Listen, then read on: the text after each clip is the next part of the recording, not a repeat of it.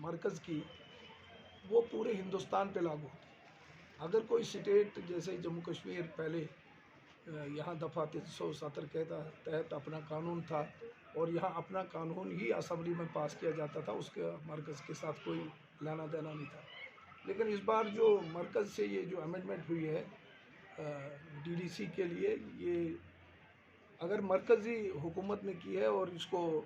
सिर्फ एक मिनिस्ट्री या ज़्यादा से ज़्यादा कैबिनेट ने इसको पास किया है, इतनी बड़ी अमेंडमेंट को पार्लियामेंट और लोकसभा और राज्यसभा में पास नहीं किया है, हमारी समझ से बिल्कुल बाहर है। बेशक मैं पिछले 60 साल से पॉलिटिकल प्रोसेस में और खुसूसन एक कांग्रेस पार्टी से तल्लुक़ रखता हूँ, लेकिन हमारी समझ से बाहर है कि ये इनकी पावरें क्या होगी। जो 99 की जो अमेंडमेंट राजू जी ने लाई थी पंचायत राज की, पिछले दिनों ही उसको लागू करने के लिए यहाँ के गवर्नर साहिबान और एडमिनिस्ट्रेटर ने कहा था कि उस पंचायत राज को यहाँ लागू किया जाएगा, जो उस वक़्त लोकसभा ने पास किया था राजीव गांधी की उस हुकूमत ने।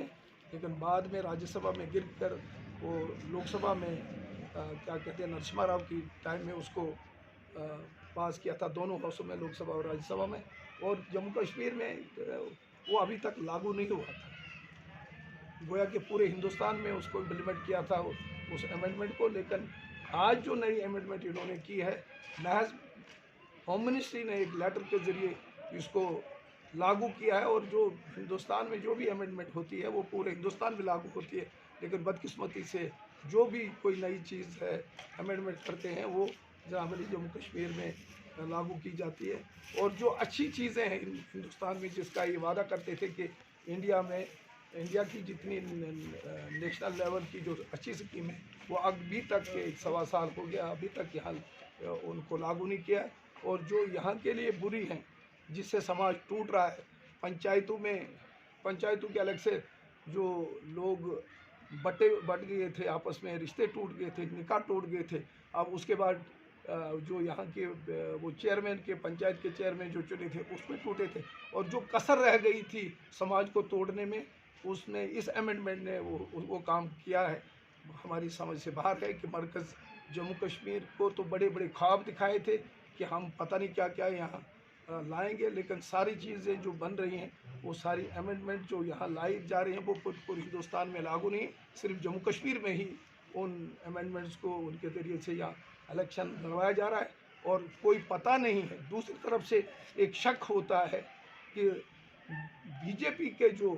कैबिनेट मिनिस्टर यहाँ इलेक्शन लड़ने जा रहे हैं, उससे एक शक होता है, पता नहीं ये क्या चीज़ें ला रहे हैं, यहाँ असेंबली के इलेक्शन आने वाले टाइम में होंगे या नहीं होंगे। क्योंकि एक्स एमएलए बीजेपी के, एक्स मिनिस्टर बीजेपी के बहुत सारे इलेक्शन लड़ रहे हैं, बल्कि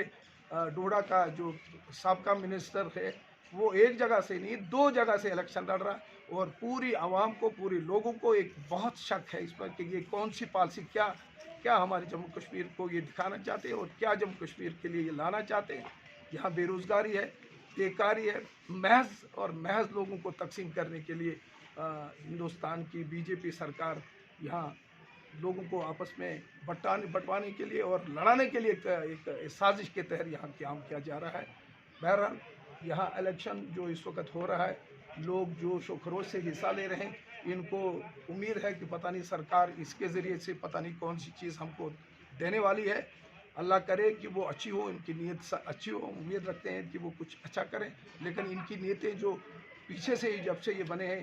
पहली सरकार इनकी बनी या दूसरी सरकार बनी, वो जम्मू कश्मीर के लिए बुरी ही साबित हो गई। बेरोज़गारी है, बेकारी है, और यहाँ के जम्मू के सारा, ये तो कश्मीर की बात करते थे, जम्मू में सारा कारोबार जो है वो ठप हो गया है, होटल ठप हो गए हैं, टूरिज़्म ठप हो गया है, दुकानदारों की सारी दुकानें जो हैं वो कोई ग्राहक नहीं आ रहा है, क्योंकि लोगों के पास पैसा ही नहीं है। इतनी तंगी और इतनी जो गुर्बत हमारे जम्मू कश्मीर में इस 1.5 साल से आई है, ये शायद रिकॉर्ड तोड़ है। ये तो उस वक़्त की बात है जब हम संताली में वापस संताली की तरफ जा रहे हैं, और जो लोगों की खुशहाली के लिए कोई काम करना चाहिए था, वो अभी तक इस 2-3 ये जब से यहाँ दफ़ा 370 अगस्त में यहाँ से हटाया गया, तब से कोई भी लोगों के रोज़गार या उनके कामकाज या डेवलपमेंट का काम कोई नहीं हुआ। अलबत्ता जो कांग्रेस के टाइम में यहाँ डेवलपमेंट के काम है उन्हीं को इनॉग्रेशन करके उनका ही लोगों को ख्वाब दिखा रहे हैं, लेकिन अपना अभी तक इन्होंने 7 साल में कोई भी काम न शुरू किया है और न मुकम्मल किया है। रहा सवाल यहाँ लोकल जो मुतालबात हैं, यहाँ ये इलेक्शन के सिलसिले में एक गांव है कालजुगासर में बड़वास, वहाँ 84 वोट हैं। वो बेचारे हरिजन लोग हैं और हरिजन के बाद भी उससे भी छोटी जातों के लोग हैं, वो जिनको हम चमार कहते हैं, उनको वहाँ से 5 किलोमीटर दूर इस बर्फानी इलाके में जुगासर में रखा है और सेरू में नहीं रखा, जो कि उनके 10 कदम पर नज़दीक था। ये भी एक साजिश के तहत है कि जो यहाँ के सेकुलर लोग हैं या गरीब तबका के लोग हैं, उनको इसमें हिस्सा लेने के लिए जो उनको हिस्सा नहीं देने के लिए बहुत बड़ी साजिश रची जा रही है। और कई पोलिंग स्टेशन पे हम सुबह से गए और उनमें 200 यहाँ देखा है कि अपोजिशन वाले जीतने वाले हैं। उन्होंने हुकूमत ने यहाँ शायद लोकल एडमिनिस्ट्रेशन से